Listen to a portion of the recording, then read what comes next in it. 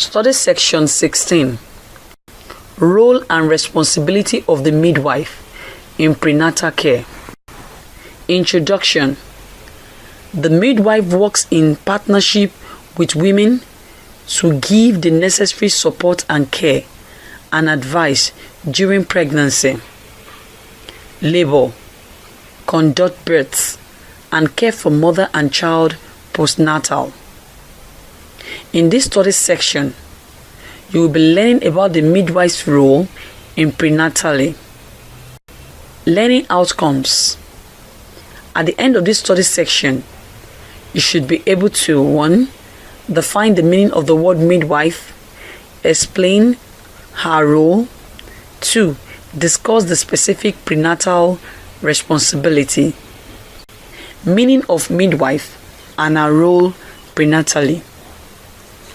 The midwife is a person who, having been regularly admitted into an accredited midwifery educational program in the country which it is located, has successfully completed the prescribed course of studies and has met the requirements to be legally licensed to practice midwifery. WHO. The midwife's role. A practicing midwife is responsible for providing midwifery care in accordance with such standards as the council may specify from time to time to a woman and a baby during the antenatal, intranatal, and postnatal periods. The care includes antenatal education, preparation for parenthood, the promotion of normal birth, the detection of complications in the mother and the fetus. Specific prenatal responsibility.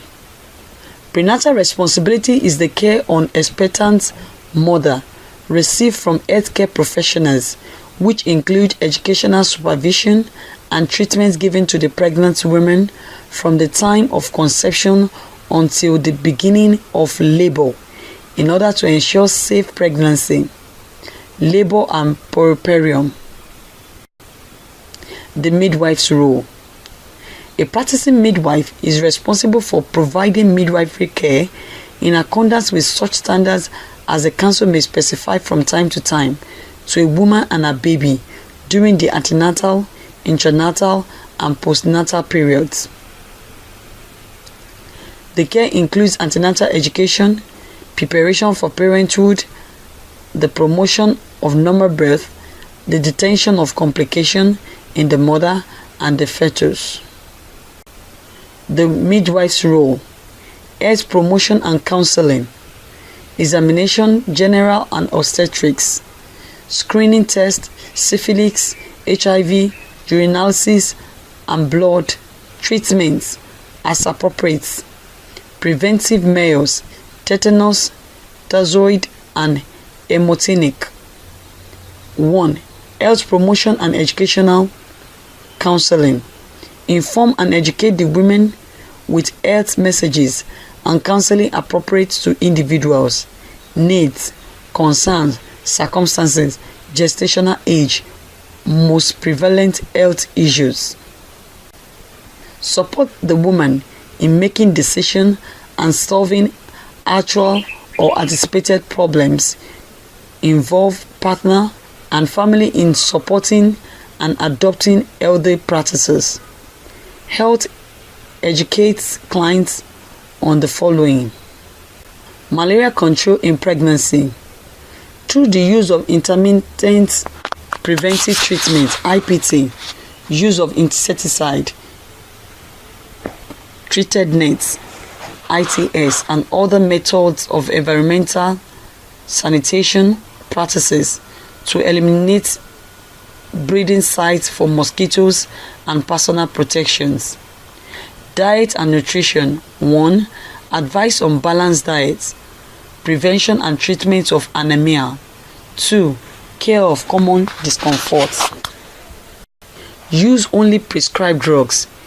Avoid use of potentially harmful substances, e.g., herbs, unprescribed drugs. Advice on tobacco, and cigarette smoking and effect of alcohol intake, infection prevention hygiene, and washing before preparing food, eating and drinking. Hygiene, personal and environment, e.g., use safe drinking water, handle and store food safely, practice good dental hygiene. Rest and activity, tell clients to decrease the amount of heavy work and increase the rest time. Avoid lying on back late in pregnancy to prevent decreased blood supply to the placenta site. Lie on side. Maintain good body posture and avoid overexertion. Sexual relations and safer sex. Reassure clients that sexual intercourse will not harm the fetus. Have sexual relationships with only one partner who is free from HIV and STIs. Practice and abstinence if desirable. For those at risk of STIs and HIV, use condoms correctly and consistently. Importance of delivery by skilled attendants, birth or delivery preparedness.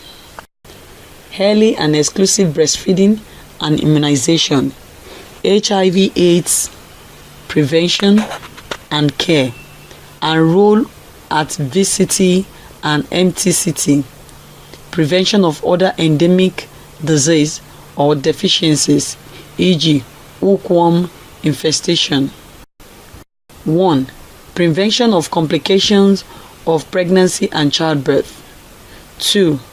Early detection and treatment of existing complications and problems such as malaria, severe anemia by physical examination and testing. Pre-eclampsia through measurement of blood pressure. HIV through voluntary counseling and testing, and prevention of MTCT. Sexual transmissible infections including syphilis testing.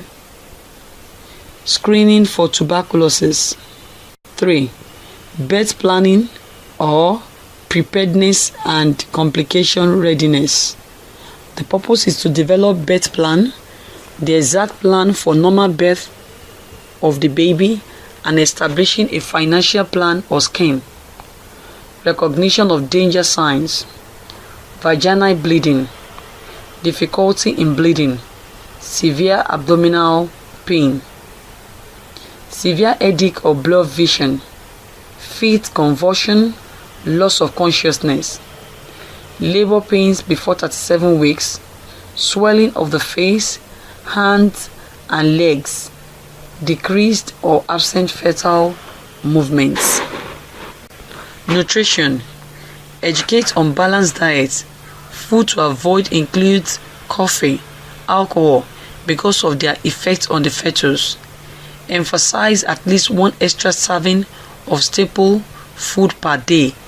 Eating adequate diet that contains beans, nuts, starchy foods, animal products, fruits and vegetables, as well as foods rich in vitamins and minerals. Demystification of food taboos. Give vitamin A. Supplements. Take 2. Supplements where sufficiency is endemic. Give 10,000 IU vitamin A daily or 25,000 IU weekly during the second and third trimester. The dose should never exceed 25,000 IU and should not be given during the first 60 days of pregnancy.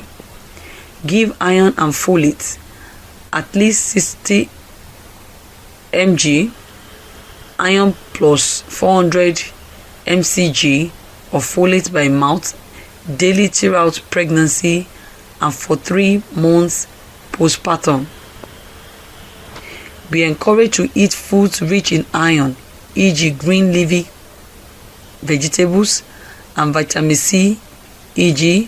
fruits, which aids iron absorption, and avoid drinks such as tea and caffeine, which may inhibit iron absorption. How to calculate expected day of delivery, EDD. For a normal 28 days of cycle, add 7 days and 9 months to the first day of the last menstrual cycle. Example, if last menstrual period is 15th January 2009, the expected day of delivery EDD will be 22nd October 2009. Or add 7 days to the last day of the last menstrual cycle period and subtract 3 months. From the months of the last menstrual period, LMP, i.e., if LMP is 15th January 2009, EDD will be 15th plus 7 days, 22nd of minus January, December and November, October 2009, i.e., EDD will be 22/10/2009. Take history of presence of any ill health, such as swelling of the limb, excessive weight gain, raised or rising blood pressure, proteinuria, excessive vomiting, excessive vaginal discharges, fever, dizziness, vaginal bleeding, unusual tiredness or breathlessness. If any two of the first 4 features are present, then the woman is prone to hypertensive complication in this pregnancy. Study section summary. In this study section, you have learned that 1. A midwife is a professional who has successfully completed a course of study in midwifery education and is legally licensed to practice. Our role, our responsibility include caring for clients prenatally, intranatally, and postnatally. 2. Specifically, the midwife prenatally ensure good outcome of pregnancy, labor, and puerperium by health promotions, counseling, prevention of complication, early detection, and prompt management of existing problems, and birth preparedness and emergency readiness. End of study section 16. Thank you for listening.